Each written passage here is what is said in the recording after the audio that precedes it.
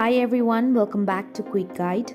I'm back with another video, and in today's video I'm going to show you how to change password on Airbnb. To change password of Airbnb, you'll have to first of all open up your browser. For now I'm going to use Google. You can use any browser you want. After you open up your browser, search Airbnb on your search bar and then tap on search icon, which is on bottom right of your keyboard. At the bottom of your screen, you can see the option of login. Tap on it and then log into your account. For now, I'm going to log in with my email.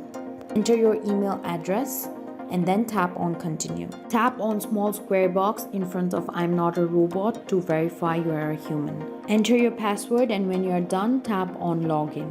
After you have logged in, on bottom right you'll see the option of profile. Tap on it and then go to account. Select login and security. After that, tap on update to change your password. Now you'll need to enter your current password, your new password, and retype your new password to confirm it. When you're done, tap on update password. This way you can change your Airbnb password.